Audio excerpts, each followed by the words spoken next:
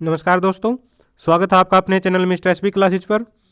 दोस्तों, इस वीडियो में अनुबंधित आधार पर लगे कर्मचारियों से जुड़ी अलग अलग खबरें लेकर आए हैं। आइए एक एक करके जान लेते हैं। आगे बढ़ने से पहले रिक्वेस्ट है, चैनल पर पहली बार आए हैं तो चैनल को जरूर सब्सक्राइब कर लीजिए। पहली शुरुआत करते हैं एक बहुत ही कमाल की खबर से। बड़ा गुडा से ये खबर है, एक पॉजिटिव खबर, एक अच्छी खबर। इस खबर से आपको पता चलेगा कि अगर आप एक एक कर्मचारी का आपस में ध्यान रखते हैं, एक दूसरे की ज़रूरतों का, परेशानियों का, तो आपको ज़रूर सफलता मिलती है।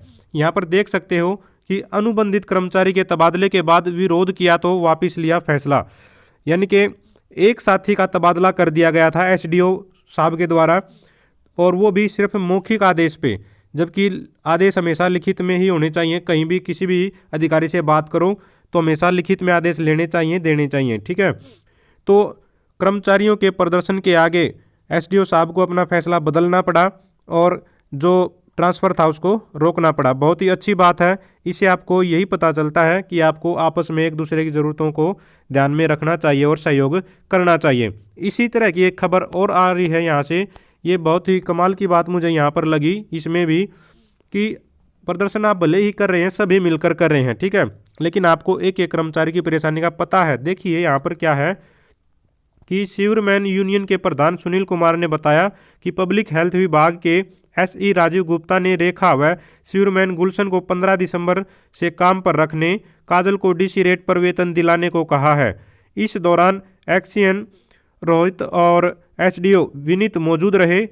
राजीव गुप्ता ने बताया कि वे बुधवार को चंडीगढ़ मीटिंग में शामिल होने जा रहे हैं। वहां से लौटते ही सीवरमैनों की 5 सूत्री मांगों पर लिखित आश्वासन देंगे। सुनील ने कहा कि मात्र एक दिन के लिए बुधवार को सीवरमैन काम पर लौटेंगे। यदि उनकी मांगें पूरी नहीं हुई तो दोबारा हड़ताल शुरू कर देंगे। यानी कि आपको एक एक कर्मचारी की समस्या का पता है तो आप जरूर अपना आंदोलन कीजिए और एक एक कर्मचारी की बात को उठाइए और आपको सफलता जरूर मिलेगी, ठीक है। अपनी बातों को रखना बहुत ही अच्छी बात होती है। जब समस्या का समाधान होगा तो सभी का ही होगा, वरना किसी का नहीं होगा। तब तक संघर्ष जारी रहेगा।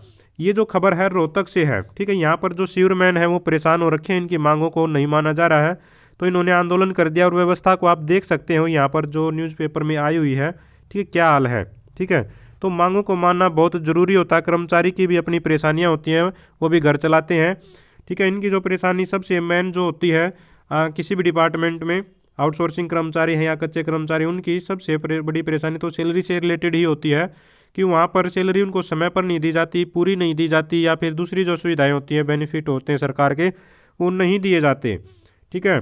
तो आपको पता होना चाहिए कि किस कर्मचारी के साथ क्या परेशानी चल रही है और एकता आपको दिखानी चाहिए। ये एक अच्छी बात है और पॉजिटिव न्यूज़ है। आगे बढ़ते हैं दूसरी खबरों पर। ये खबर आई है बहादुरगढ़ से, यहाँ पर देख सकते हो आज की डेट में है। और नगर परिषद कार्यालय पर सफाई कर्मचारियों ने बैठक कर बनाई रणनीति, डीएमसी के आश्वासन पर टाली हड़ताल। चेतावनी, एक सप्ताह में मांग नहीं मानी, मांगे पूरी नहीं होने पर आंदोलन करेंगे कर्मी। तो यहाँ पर भी मोस्टली जगह पर मतलब कर्मचारियों को ये परेशानियाँ चली रहती हैं।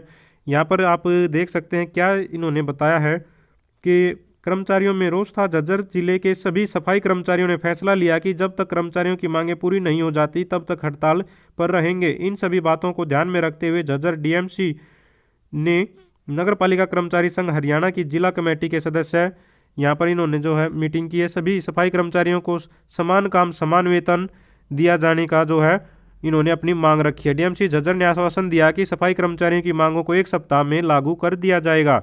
तो अगर आप एकता दिखाते हैं तो आपकी मांगें ज़रूर मानी जाएंगी। तो एक सप्ताह का समय दिया है, तो देखते हैं आगे भी फॉलो करते रहेंगे। इसके बाद यहाँ पर आप देख सकते हैं नव कर्मचारी संघ ने दी चेतावनी, सफाई कर्मचारियों को काम पर नहीं लगाया तो होगा आंदोलन। तो बहुत जगह परेशानी क्या चल रही है कि ठेकेदार है वो अचानक से निकाल देता है। यहाँ भी कुछ इसी तरह से हिसार से है। शहर में ठेकेदार के अधीन कार्य करने वाले 105 सफाई कर्मियों को दोबारा से रोजगार दिलाने के मामले को लेकर जेजेपी हल्का प्रधान और पार्षद अमित ग्रोवर नगर निगम आयुक्त अशोक कुमार गर्ग से मिले। तो अपनी मांगों को जरूर रखें, एकता बनाए रखें। 105 कर्मचारी कम नहीं होते हैं, ठीक है। तो सभी की मिलकर मांगों को अगर उठाया जाएगा तो ज़रूर मतलब आपको कामयाबी मिलेगी। अलग अलग खबरों से आप देख सकते हो।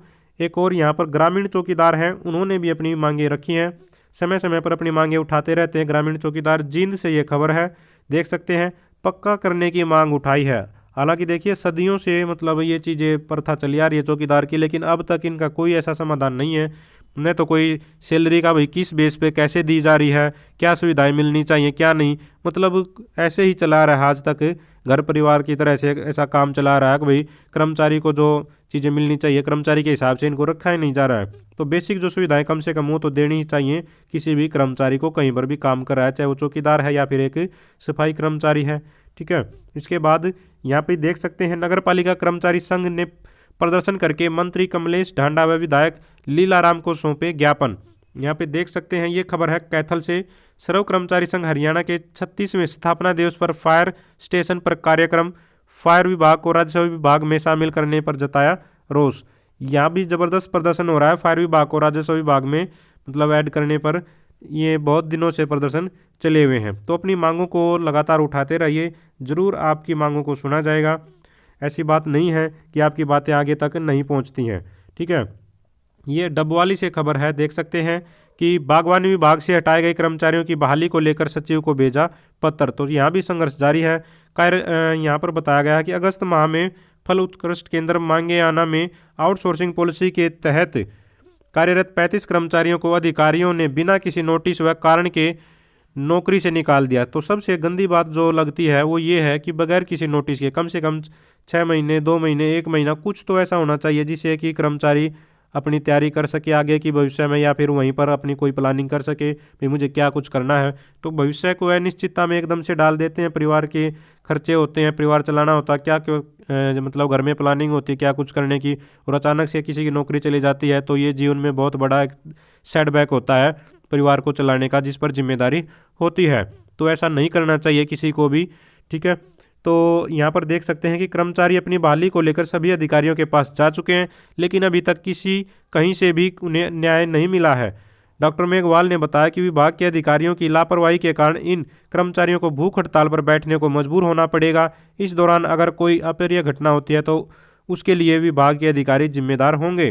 तो ये बड़ी मतलब एक तरह से बुरी बात होती है कि कम से कम सुनवाई तो करनी चाहिए और रियल प्रॉब्लम क्या है उसके बारे में बताना चाहिए, भाई ये परेशानी है, इस वजह से ले सकते हैं, इस वजह से नहीं ले सकते हैं। तो चीज़ों को साफ सुथरा करना चाहिए।